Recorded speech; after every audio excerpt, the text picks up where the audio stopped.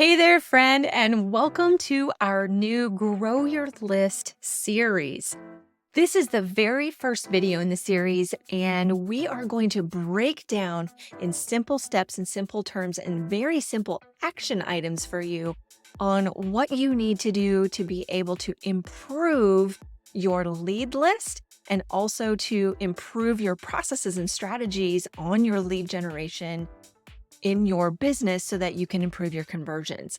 There's just a few simple things that you're probably missing if you're not seeing results or you're struggling with growing your list.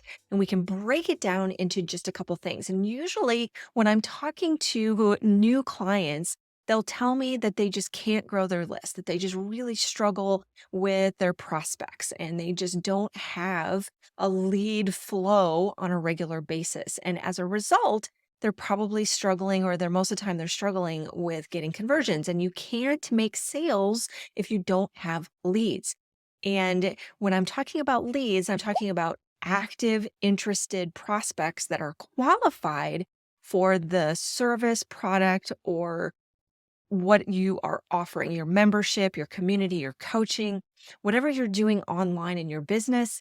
Most likely, if you're not seeing the conversions, it's breaking down. First and foremost, the first thing that we look at is lead generation strategy. So that's what we're going to do in this series. Now, today, I'm just going to break it down into the foundational fundamentals to get us started. Before we can really go deeper into lead generation strategies, there's a few prerequisites that are really important that if you haven't already done this in your business, it's very important that you take just a moment to step back and re-strategize this a little bit on these top three things that once you have those, then everything else kind of falls into place and it'll make a lot more sense as we go through this series. Now, those three prerequisites are number one, that you have complete clarity and vision for your business. Now, I know that that may seem simplistic and it may be, you might be saying to yourself, okay, well, that's just obvious.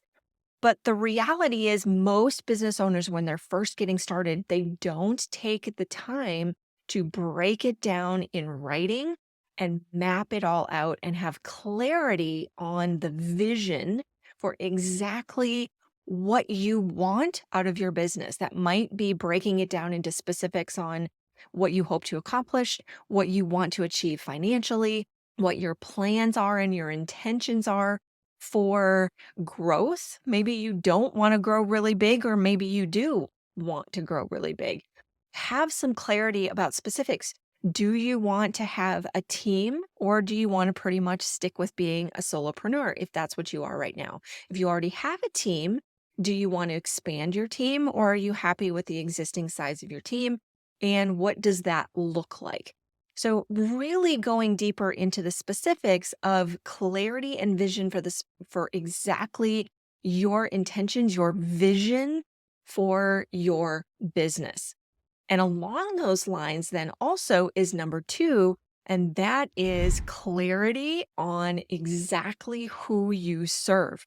Who is your primary target audience?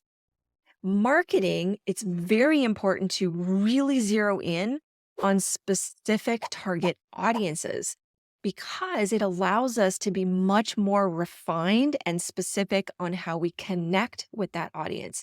So, for example, I was working with a client a couple of weeks ago, and she was talking about how she can pretty much help anybody because anybody and everybody needs to eat healthier in their life.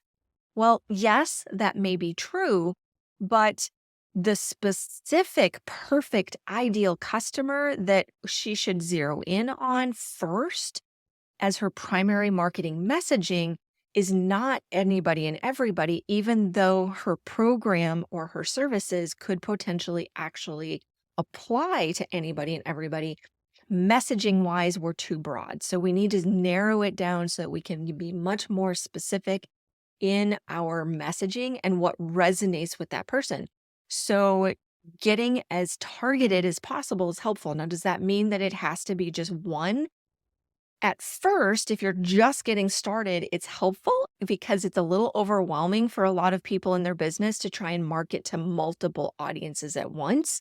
But if you have the bandwidth and you want to create multiple lead generation sources, have multiple advertising campaigns for those different target audiences, then absolutely you can do that as long as you really break it down and define them so that we know exactly who that person is. What is their biggest pain, problem, frustration, or issue that you help solve? What are their hopes and dreams? What do they want to accomplish that your program will help get them there? What are the biggest stumbling blocks? What are some of the perceived beliefs or perceptions about their problem or situation that may be incorrect, that you can help shed light on those things.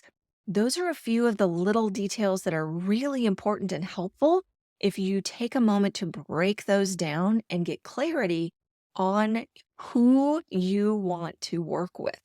Who is your perfect client? So define that if you haven't already. Take a moment to really break that down. The more detail that you can get, the better, because it will help us on some of our action items and steps down the road when we're working on your lead generation strategies. And the third thing that is really important is your offer. We want to have a compelling offer that you know exactly what it is that you are selling and that you're promoting. Now, that is not just, okay, here's my checkout page, here's my pricing. It's going deeper into what is it that you solve? How are you helping people? What difference are you making? So, we usually like to think of it from the terms of where are they now? Where do they want to be? And your program, your offer becomes then the vehicle that is going to get them from where they are now to desired destination. So we want to get super clear on the specifics of what it is that you want them to do. What is the conversion destination? And we go into more detail as we get into other videos in the series on what I call the client journey. When you map out that client journey, it's so much easier when we're looking at all the strategies to engagement and traffic generation and conversions and onboarding and all of the things that go along with your online business. But we're going to go into that down the road. So that's just a little precursor. But in order to map out the client journey and know more about how we need to strategize, we really need to have the information on clarity of your business so that you know exactly what it is that you want to accomplish. You know who you want to be working with, who your ideal customer is, and you know how you help them. What is their biggest problem, frustration, issue, or desired outcome that you can help them achieve? So take a moment. I highly encourage you, because action is where the change and the momentum comes from. Take some time to work up those 3 prerequisites, and then stay tuned for our next episode in the series where we're really going to start diving into lead generation strategies and filling in all those gaps so that you can figure out what you need to do in your business to create more leads that are warm, want what it is that you offer, and will convert and become new clients.